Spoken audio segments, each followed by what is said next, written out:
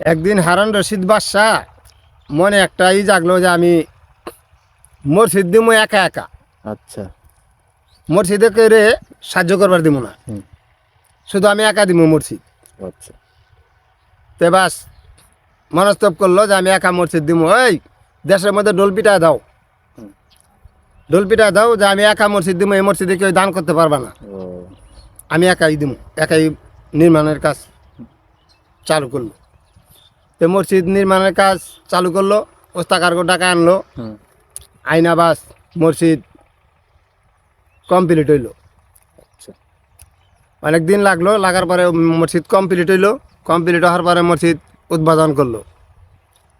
উদ্বোধন করার পরে একদিন হারুন রশিদ বাদশা স্বপ্নে দেখতাছে যে ফেরেশতা আইছে, আয়া হারুন রশিদ বাদশারে কইতাছে, বাদশা তুমি যে মসজিদ বানাইছ এর লইগা আল্লাহ অনেক খুশি হয়েছে, খুশি হইয়া তোমার লেগা জান্নাতে ঘর তৈরি করছে, সুবহানাল্লাহ। তুমি একটু দেখে আসো। তো হারুন রশিদ বাদশাহ স্বপ্নের মধ্যে চললো ওই জান্নাতে ঘর দেখবার লেগা। আচ্ছা। জান্নাতের ঘর দেখবার লেগে গেছে।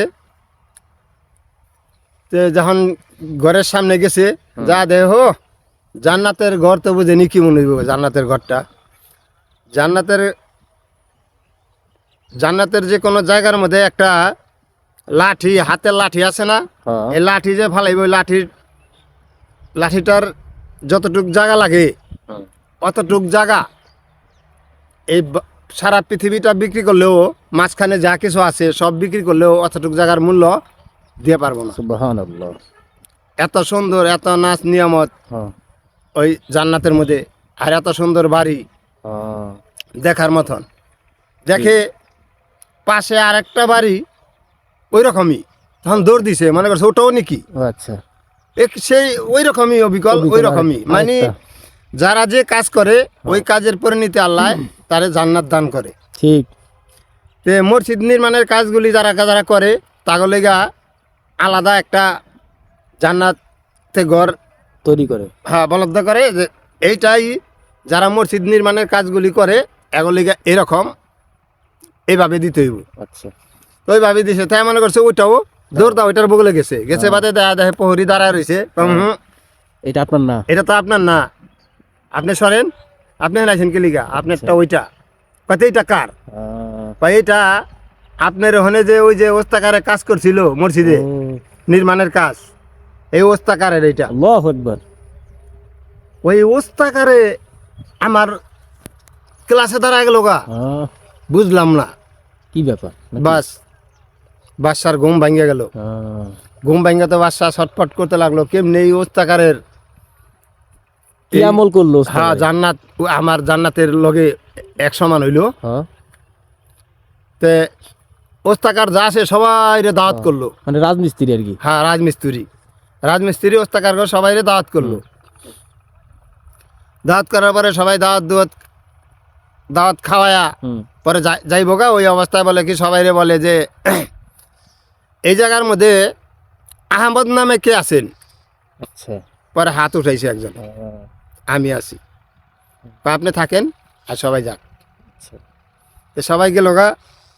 তখন যায় আহমদের জিগায়, তুমি কি এমন কাজ করছো? জান্নাতে তোমার বাড়ি দেখলাম। আল্লাহু আকবার। কয় যাহাব না, আপনি তো একটা আমিরুল মুমিনুন, আপনার কথাটা আমরা বাস্তবে করতে পারি না হ্যাঁ। যে আপনার ওখানে দান করুম, এমন কোনো আমি সাহস পাইছিলাম না। হ্যাঁ। তাই আমার বাড়ি একটা কুয়া বানাইছিলাম। আচ্ছা আচ্ছা। ওই কুয়া খুঁজবার সময় হ্যাঁ। কয়েকটা পাথর বাইরে ছিল, দেখলাম আপনার পাথর, যে পাথর দিয়ে আপনি মসজিদ নির্মাণের কাজ চালাইছেন এই পাথরের সাথে মিলা গেছে গা। আল্লাহু আকবার। তাই আমি ওই জায়গার থেকে 3 টুকরা পাথর আইনা হুম। আপনার এই ডালাইয়ের মধ্যে আমি দিছিলাম রাতের বেলা, কিন্তু দিনে দিবার সাহস পাই নাই গা, রাতের বেলা দিছিলাম। আচ্ছা। তে এই কারণে আর আল্লাহর কাছে আমি কাঁদছি, আল্লাহ এর যদি তুমি মসজিদ নির্মাণের কাজ করবার দিয়া যদি হ্যাঁ জান্নাত পায় মসজিদের কাজ কইরা, তাহলে তো আমিও একটু গোপনে, আল্লাহ তুমিই দেখলা এটা, আর কেউ দেখে নাই গিয়া, আল্লাহ কেউ জানায়ও না, নাইলে আবার আমার কি হয় আমি বলতেও পারি না। তে আমি এই লিগা রাতের অন্ধকারে আমি ওটুক দান করছিলাম, গোপনে দান করছেন। গোপনে দান করছিলাম ওই পাথর 3 টুকরা। হুম। ওইটা আমার বাপের ভিটার পাথর।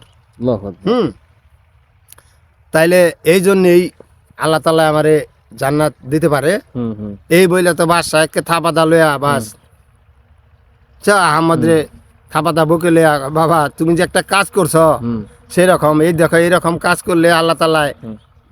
জান্নাতের ভিতরে বাড়ি বরাদ্দ করে, ঠিক। তাই না? তো যাক, অনেক খুশি হইলাম। তো এইরকম কাজে জানি যারা দান করি আমরা, হুম। তারা যেন দানশীল মানুষটি জানি গোপনে দান করি, যেমন কেউ না জানে। হুম। জানা দান করবার আইলে কিন্তু কষ্ট লাগে মনে, হুম।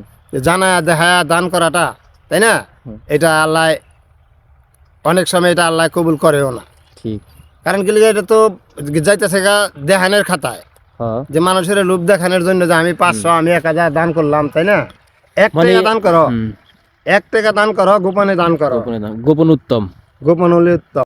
কেউ হজ করবার যায় মক্কায়, হুম। কেউ ঘরে বসেও হজ করে, পরে কবুল হয়ে যায় হজ। কবুল হওয়া জায়গা, কবুল নামায় হজ এর কবুল হয়ে যায়। কবুল হয়ে যায়। তাহলে এরকম ভাবে আছে। তো এইভাবে দান শুনগুলিও যে দান করে, এইভাবেই দান করেন আগে, হুম। যে গোপনে দান করব। গোপনেরটা কবুল হয় বেশি, গোপনেরটা দ্রুত। কবুল হয় বেশি, একমাত্র আল্লাহই দেখে। আল্লাহ দেখে। যেটা সে দেখে হুম। ওটাই বাস্তব থাকে, যে আমার হ্যাঁ। আমার চোখের সামনে এইটাই আমি দেখছি। হ্যাঁ। কেউ যদি না দেখে কোনো কাজ করবার গেলে, কিন্তু একজনে দেখে, হুম। ওইটাই হ্যার বিশ্বাস যে খারাপ কাজের থেকে ফিরে থাকবো, হ্যাঁ সবচেয়ে বড়। বড়। যে সবাই হ্যাঁ। ঘুমে আর রইছে, হ্যাঁ। একজনে তো দেখতাছে, দেখতেছে। তাইলে সে আর ওই খারাপ কাজগুলি করতে পারবো না, ঠিক। তাই না? তো এর লিগাই যে গোপনীয় কাজগুলি ওইটাই বড় থাকে। হুম। তাহলে ইবাদত গোপনে করাই ভালো, উত্তম। বা ইবাদত গোপনে করাই ভালো, গোপনে করা ভালো। মানুষের সামনে দেখায় না ইবাদত বহুত কমই চলে, চলে। ঠিক আছে? ওই যে দেখবো যে আজকে গেলাম না মসজিদে, মাইসে দেখলে আমার খারাপ করবো, কালকা তো তোমার দেখলাম না। হুম। দেখবেন যদি আপনি অসুস্থ থাকেন বা কোনো জরুরতার কারণে আপনি যাইতে পারেন নাই, বা বিভিন্ন জায়গায় গেছেন গা, ওই জায়গায় নামাজ আদায় করছেন, আপনি 3 দিন মসজিদে যান নাই, গেলে কইব কেউ ওই 3 দিন কদিন ধরে দেখি না। হ্যাঁ। এটা কিন্তু বলাটা ঠিক না মোটে গেল। হুম। মানুষ কেমনে মসজিদের মধ্যে চাপবো, ওই কাজ করতে হইব, কিন্তু যেভাবে বাইরে যাইবো ওই কাজ জানি না করি, ওই কথা জানি আমরা না বলি, তাইলে মানুষ মসজিদের মধ্যে ভরে যাবো গা, হ্যাঁ। তাই না? ঠিক। যাক, আমরা যাই করলাম, দু এক কথা যদি বেয়াদবি হয় তো ভুল ত্রুটি ক্ষমা করে দিবেন।